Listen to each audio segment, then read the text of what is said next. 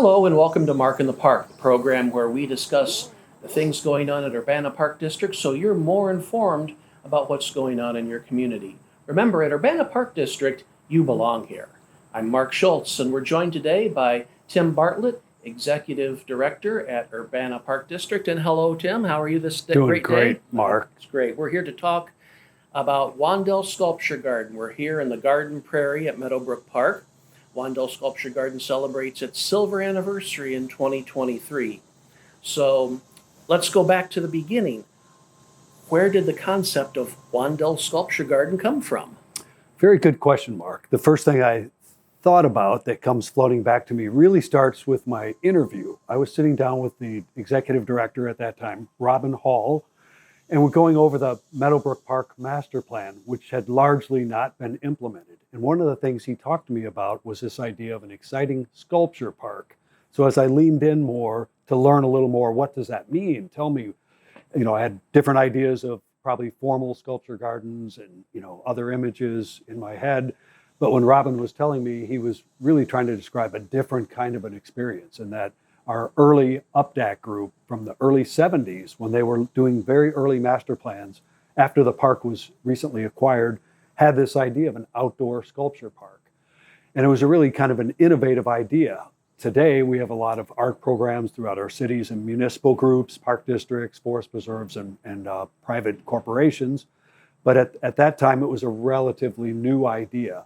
So that really captured my interest. And then kind of fast forwarding to about the mid 90s, we were made aware of what was happening at Navy Pier in Chicago. That was sort of a premier site where lots of sculptors and sculptors were bringing their work in a unique experience.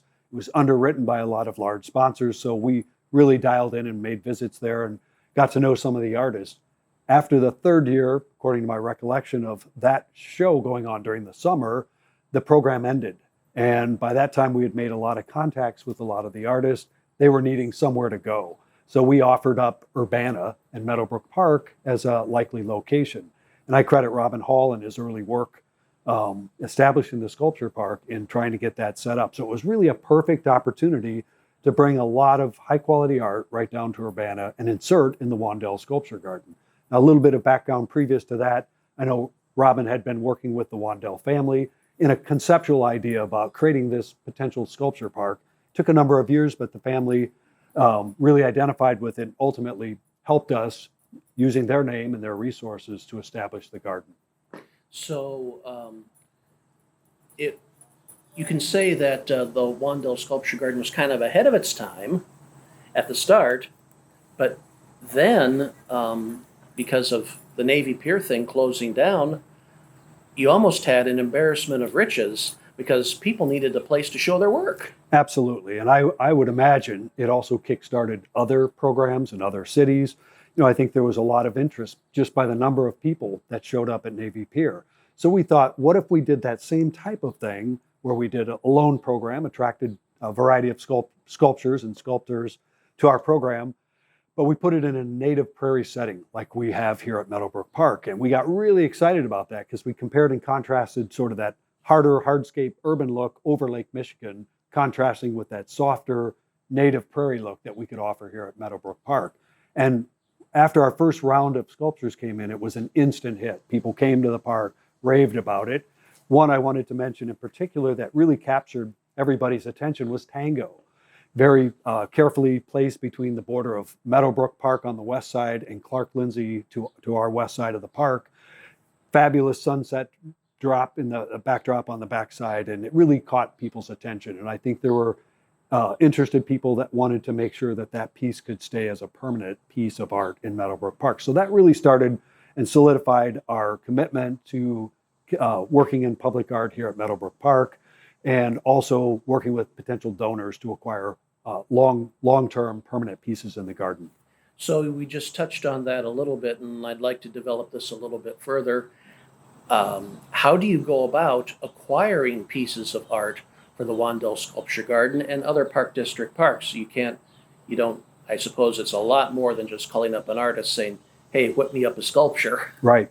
Well, again, as we were fortunate to collect our first round of sculptures, that sort of set the tone. We had pretty high quality artists, high quality art. So obviously creating a program that included juried art, that had been in other shows before was sort of a criteria, but essentially we followed the model of networking through the artists like we did through the Navy Pier era. There's many other models. Some communities do a call for art, others just have an open format. We've kind of networked through our network of artists, and through that we found other artists going to visit their shows, being interested in their work, learning about them, talking with them, going to the sites where they're exhibited, and seeing their art. We continue to explore more diverse artists as we've worked over the years, making sure that we're representative so that the art that we have here at Meadowbrook looks a little more like our community.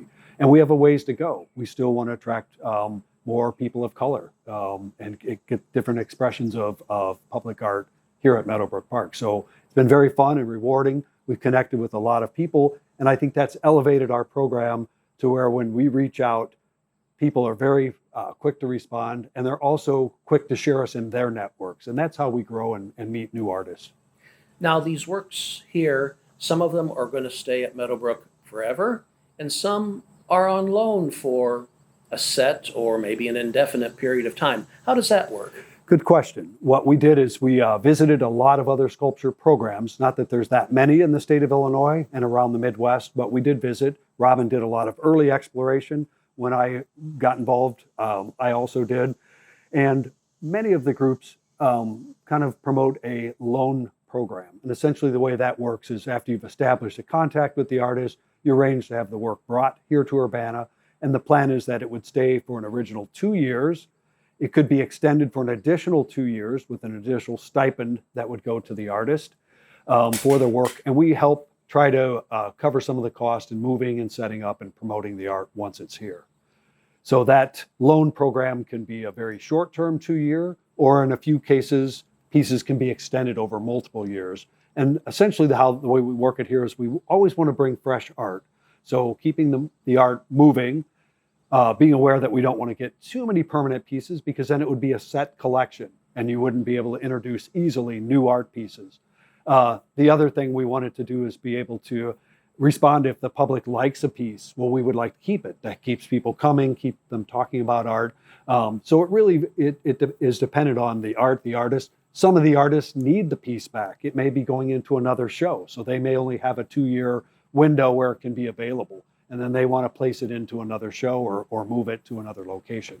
So it covers a lot of different angles, but the overall idea is to how do we keep the art coming and make it accessible and open to everybody.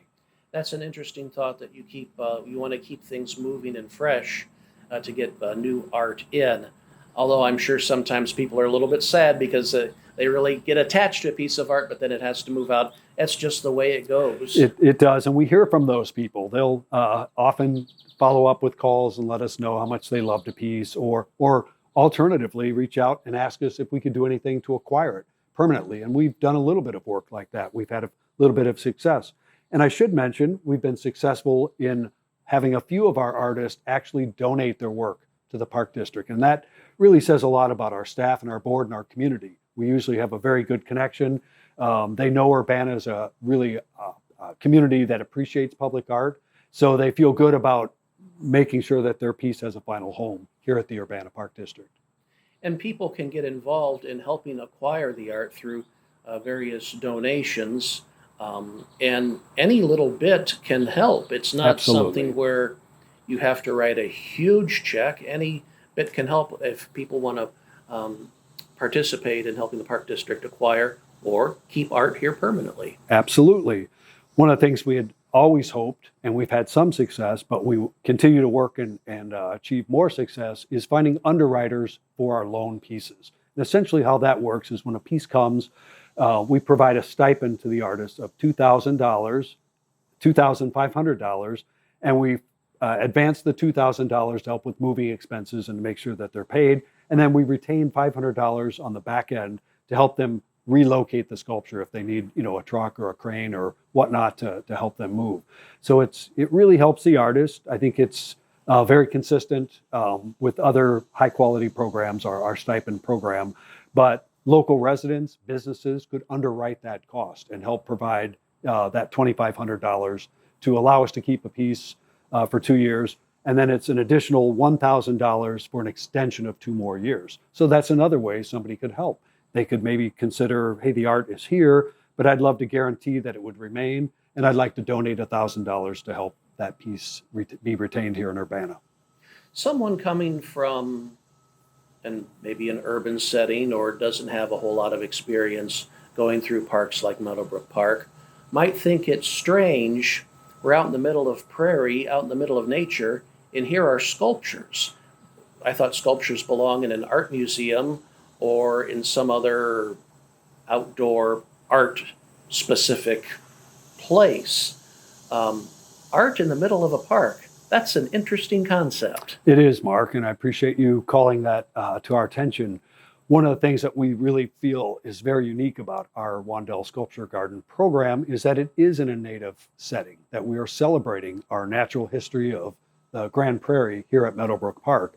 And so again, it really allows people to see art in different settings. We've got photographs of art that has been placed in urban areas that you described in Chicago or other major cities.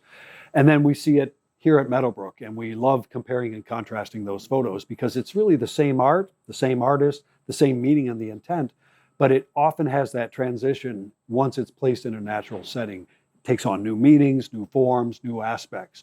And the things that we hear about from our visitors is how much they like to come on a regular basis throughout the seasons, throughout different times of the day to see the light, shadow, the seasonal impacts, or ephemeral weather patterns of rain or frost or snow, covering the artwork. So it really creates a very dynamic outdoor gallery setting. And something that I think people should know is this is public art.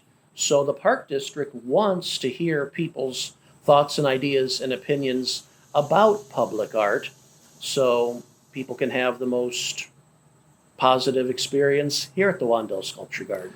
Absolutely, Mark. I think the idea that we get excited about is when we hear the community talking about the sculptures. When I come out to Meadowbrook, I'll listen to people as they're walking, not eavesdropping, but just overhearing their comments. It's often about the art, whether they like it or hate it, or wish there was another piece, or sorry to see a piece go, or recommending a location for another piece. So we love that whole idea of community dialogue about public art. And I mentioned public art because the majority of our work here is sculpture, but we do have a couple of other touches of public art here at Meadowbrook Park. And another thing I wanted to mention is through the really gracious donations of art, we've been able to relocate a few pieces to other parks and facilities that don't have art.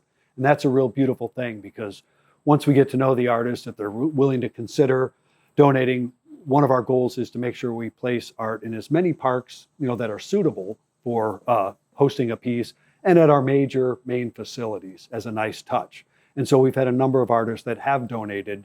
So for example, our next piece has been donated by Janet Austin, and we're going to take that sculpture and it'll be relocated at the Anita Purvis Nature Center at the front door in an outdoor setting to kind of celebrate that facility. And she's very excited about that relocation.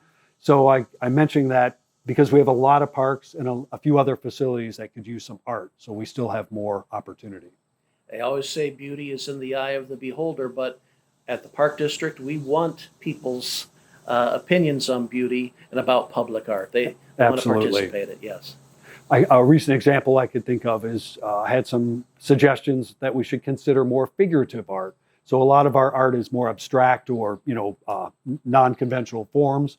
And the suggestion was more figurative pieces. So our recent collection of our bison sculptures are examples of, animalistic sculptures that are now in a natural setting that look a little more realistic in their sight. The bison sculpture, Life on the Prairie, is stunning. It is. And I think, we appreciate those comments. And I think trying to listen and be open and try to balance our program is really important. And just want people to know that in all 4 seasons, it's a beautiful place to see when you come through Meadowbrook Park. Even we have some awesome pictures of Meadowbrook in the middle of a snow while the snow is coming down. Four seasons out of the year, Wandell Sculpture Garden is awesome. Absolutely. And I did want to in closing, Mark, mention the exquisite number of pieces we picked up for the exhibit for the 25th anniversary. We're very pleased that we were able to bring 12 new sculptures to the community. They're here for this exhibit. Obviously, we're not sure exactly when they'll leave, if they're extended or if we get some support, or maybe something will be purchased and retained in the garden. So we are hopeful. But all these pieces will remain here for this 2-year period, and after that show may begin going away. And the good news about that is, as we hate to see them go, that means new pieces can come in. So it's a wonderful rotation, and we hope to continue that fine tradition here at the Park District. Tim Bartlett, thank you for your time today. Absolutely. Thanks, Mark. All right, and you can always check out Wandell Sculpture Garden and our public art at our website, urbanaparks.org. And always, too, you can call us at 217-367-1544 for more information on Wandell Sculpture Garden, or if you want to participate in supporting public art here at Urbana Park District. Thanks for watching today's edition of Mark in the Park. Have a great day.